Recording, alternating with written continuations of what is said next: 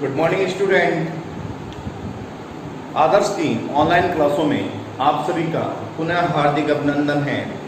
आज हम BA part third के भारत के भौतिक विभागों के बारे में बात करेंगे। क्या होते हैं भौतिक विभाग, कौन कौन से हैं, उन चीज़ों की हम बात कर रहे हैं।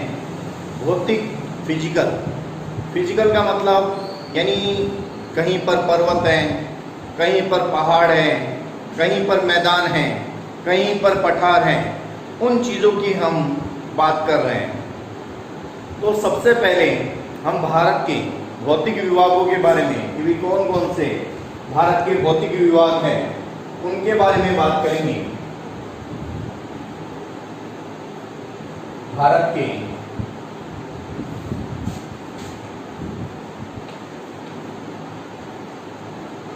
भौतिक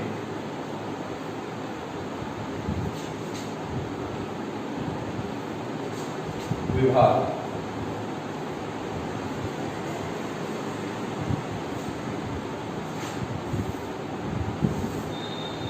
कितने हैं भारत के भौतिक विभाग? पहला उत्तर भारत का पर्वतीय प्रदेश।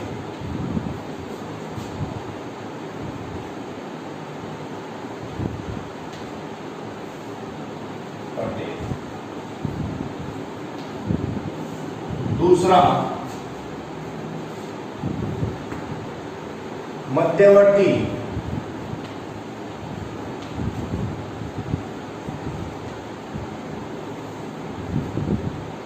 विशाल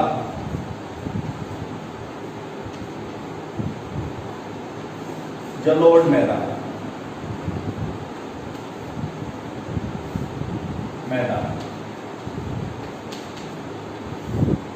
तीसरा दक्षिण का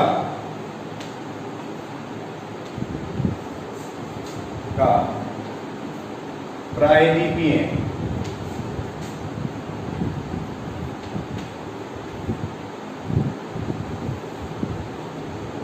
पठारी प्रदेश। तो साथ साथ में आप ये नोट करते रहना। और चौथा है तटीय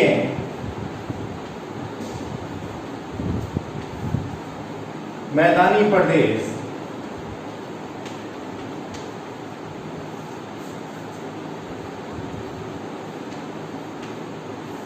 व द्वीप समूह।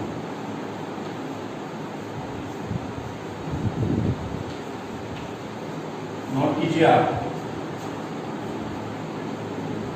पहला उत्तर भारत का पर्वतीय प्रदेश, दूसरा मध्यवर्ती विशाल जलोढ़ मैदान, तीसरा दक्षिण का प्रायद्वीपीय पठारी प्रदेश और चौथा तटीय मैदानी प्रदेश व द्वीप समूह।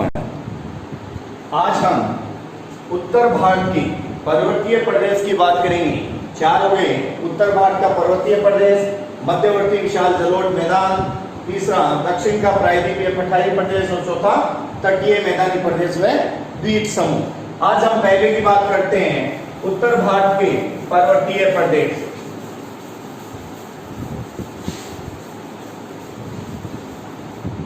सबसे पहले उत्तर भारत के पर्वतीय प्रदेश की बात करते हैं।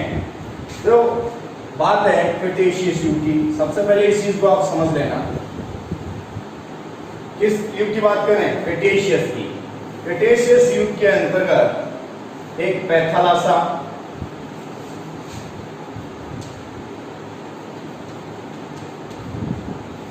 और एक पैंजिया।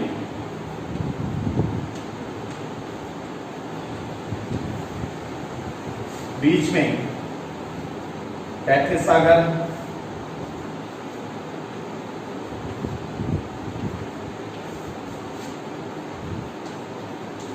और टैथिस सागर की वजह से ऊपर की तरफ अंगारा लैंड और नीचे वाले पोर्शन में गोंडवाना लैंड।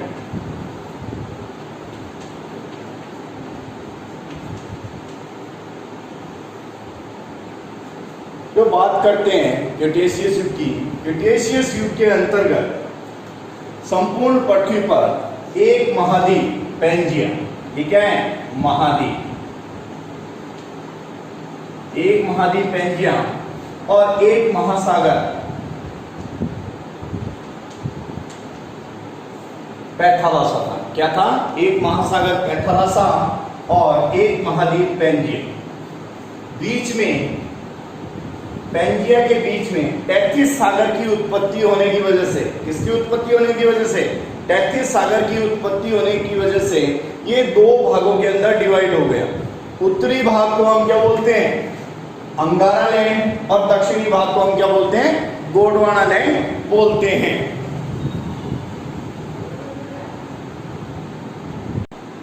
देखिए, कोई भी पर्वत होता है, वो पर्वत सीधे नहीं बनता है, वो किसी भी चीज के दबाव के, वलन के द्वारा, जैसे आप कोई भी चीज इमेजिन कर सकते हैं, कोई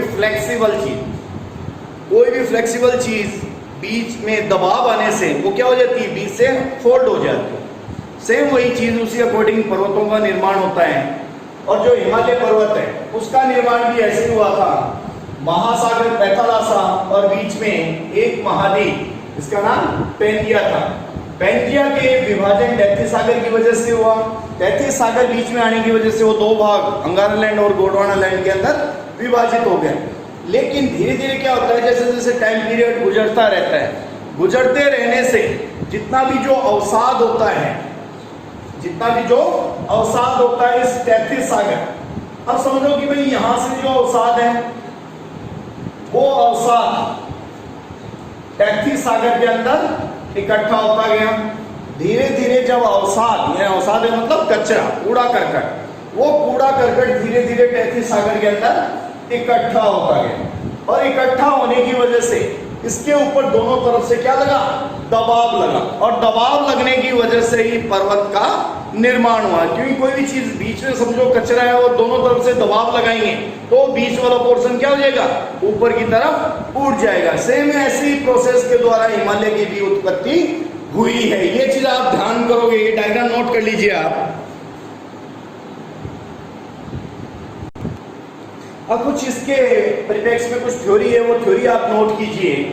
देखिए, क्रिटेशियस युग में संपूर्ण पृथ्वी पर एक महाद्वीप पैंजिया और एक महासागर पैथालासा था। पैंजिया के बीचों बीच स्थित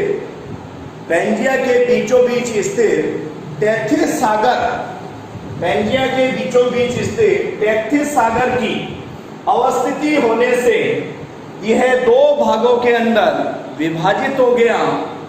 उत्तरी भाग को अंगारा लैंड और दक्षिणी भाग को गोंडवाना लैंड कहा गया। इन दोनों दृढ़ भूखंडों के अवसाद बहकर टैथिस सागर में निक्षेपित हो जाने से यह सागर छिछला हो गया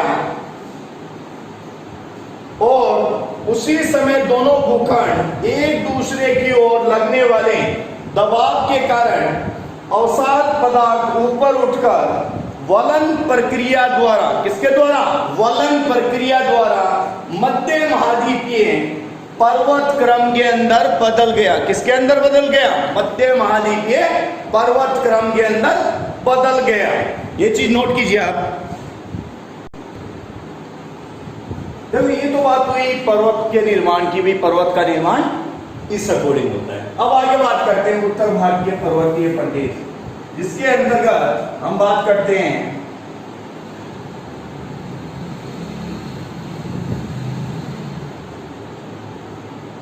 हिमालय वाले एरिया। कि हिमालय का जो एरिया है, आप सभी को पता है कि जो एरिया वो किसका है? हिमालय का, यानी भारत के जो ऊपर वाला जो पोर्शन है वो है उत्तर भारत का पर्वतीय प्रदेश है। कौन सा है? उत्तर भारत का पर्वतीय प्रदेश। इसमें जो सिंधु घाट से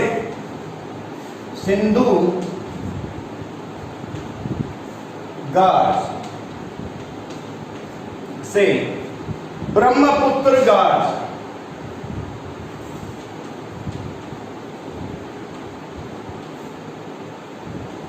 ब्रह्मपुत्र घाट, तो यहां से लेकर ये यहां तक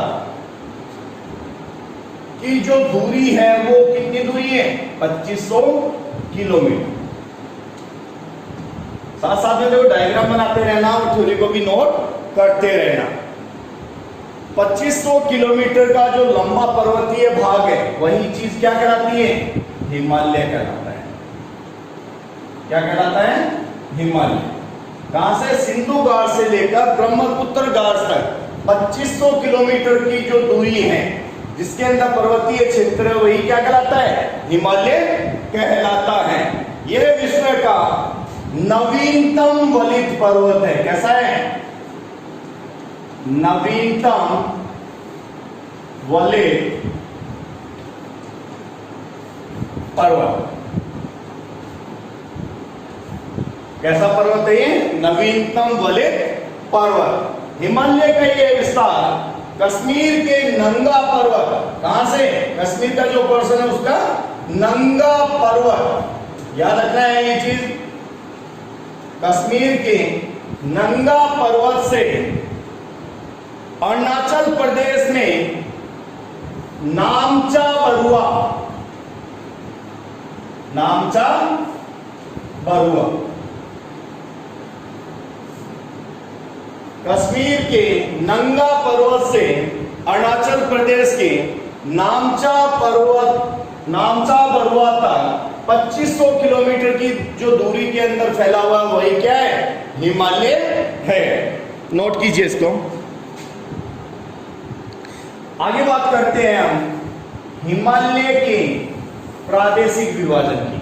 हिमालय का जो प्रादेशिक विभाजन है सिडनी बुराड ने दिया है उसके बारे में हम बात करते हैं। 4 पार्ट के अंदर इस चीज को डिवाइड करते हैं। पहला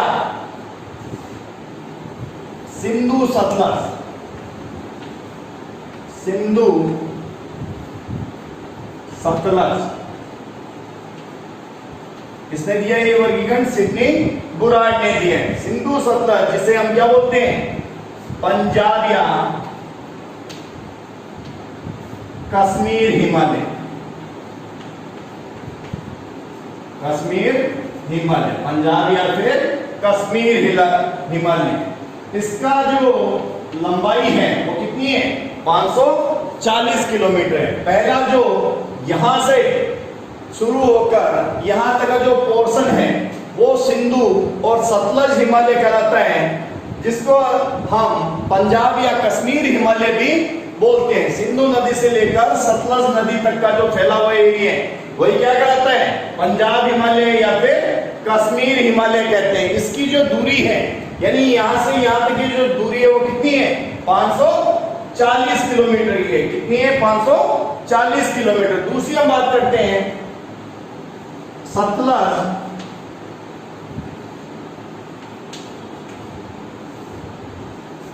शारदा, यानी सतलज नदी से लेकर शारदा नदी, शारदा नदी को हम क्या बोलते हैं? काली भी बोलते हैं। ये चीज ध्यान रखनी है आपको। सतलज नदी से लेकर शारदा नदी तक के एरिया को हम कौन सा हिमालय बोलते हैं? कुमायूं हिमालय, कुमायूं हिमालय बोलते हैं। क्या बोलते हैं? कुमायूं हिमालय। और कितनी दूरी है ये? 320 किलोमीटर की दूरी है। कितनी है? 320 किलोमीटर। तीसरा हम बात करते हैं शारदा नदी से लेकर तीस्ता नदी तक, शारदा नदी से लेकर तीस्ता नदी तक। इसे हम क्या बोलते हैं? नेपाल हिमालय, नेपाल हिमालय हम इसको बोलते हैं। इसकी जो दूरी है वो कितनी है? 800 किलोमीटर की है। कितनी है? 800 किलोमीटर की है। फिर हम चौथा बात करते हैं तीस्ता से लेकर ब्रह्मपुत्र। साथ साथ में नोट करते रहना बेटा। तीस्ता से लेकर ब्रह्मपुत्र, इसे हम क्या बोलते हैं? असम हिमालय। क्या बोलते हैं? असम हिमालय। कितनी है ये दूरी? 740 किलोमीटर की दूरी है। कितनी है? 740 किलोमीटर की दूरी है।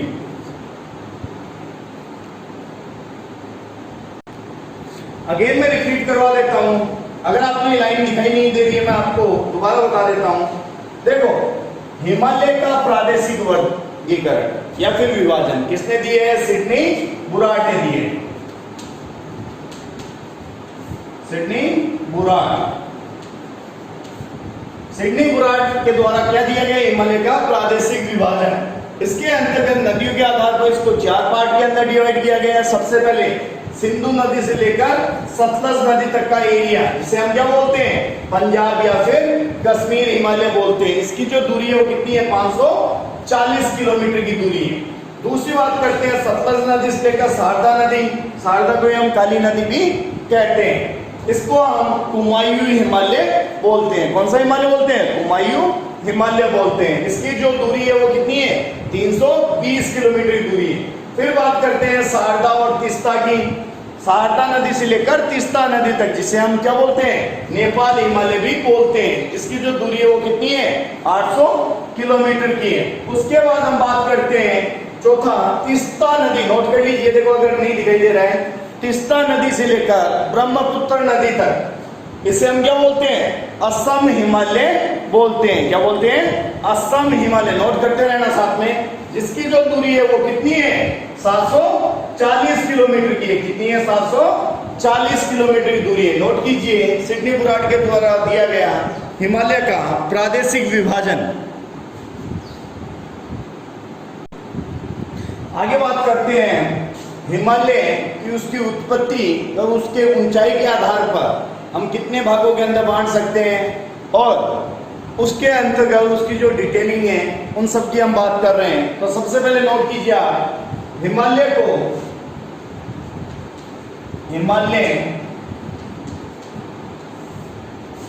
को उसकी उत्पत्ति व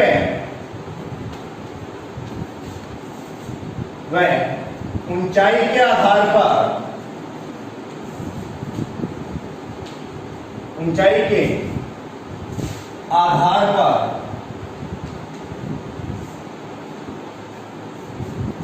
4 भागों में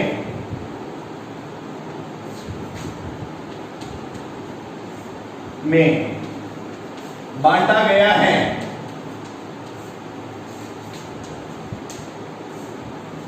उत्पत्ति में ऊंचाई के आधार कितने भागों में बांटा गया है? 4 भागों में बांटा गया है, जिसका उत्तर से दक्षिण क्रम निम्न है।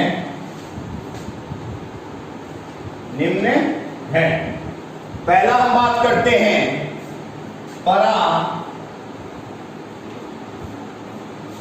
ट्रांस, तो इसी के ही नाम है परा ट्रांस तिब्बत या टैथियन हिमालय।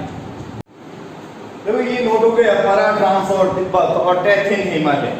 क्या होता है इस चीज के ऊपर बात करते हैं। महान हिमालय के उत्तर में स्थित यह पर्वतीय क्षेत्र सदा ही क्या रहता है? बर्फ से ढका रहता है। बर्फ से क्या रहता है? ढका रहता है। पहला कि महान हिमालय के उत्तर में स्थित यह पर्वतीय क्षेत्र सदा ही बर्फ से ढका रहता है। तिब्बत का कैलाश पर्वत और लेह लद्दाख, तिब्बत का कैलाश पर्वत और लेह,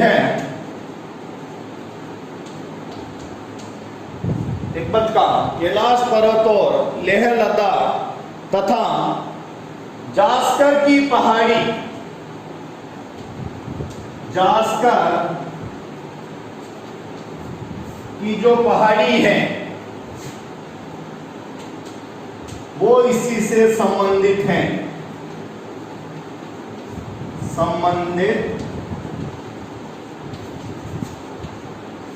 है। जास्कर की पहाड़ी भी इसी से संबंधित है, ये चीज आप नोट कीजिए। ट्रांस हिमालय को सच्चर जोन, ट्रांस हिमालय को सच्चर जोन वृद्ध हिमालय से पृथक करता है।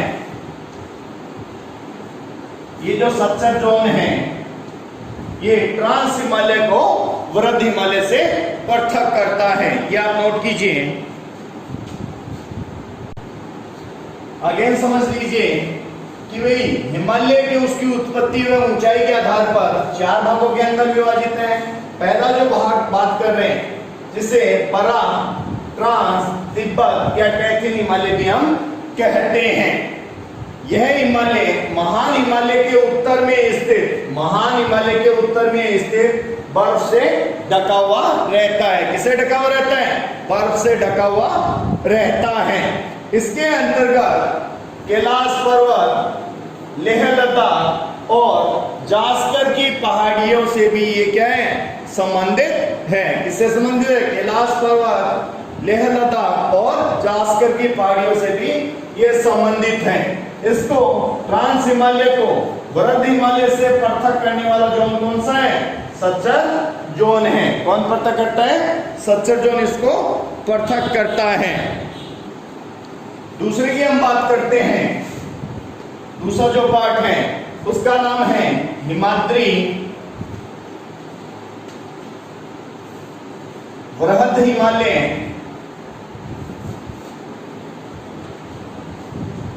वृहद हिमालय, ग्रेट या फिर महान हिमालय, या फिर महान हिमालय। हिमाद्री, वृहद हिमालय, ग्रेट हिमालय और महान हिमालय, यह लगभग 7.5, याद रखना है 7.5 करोड़ वर्ष पूर्व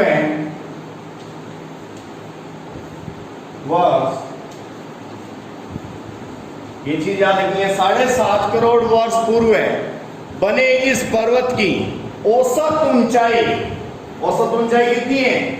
6100 है। कितनी है? 6100। औसत ऊंचाई 6100 मीटर।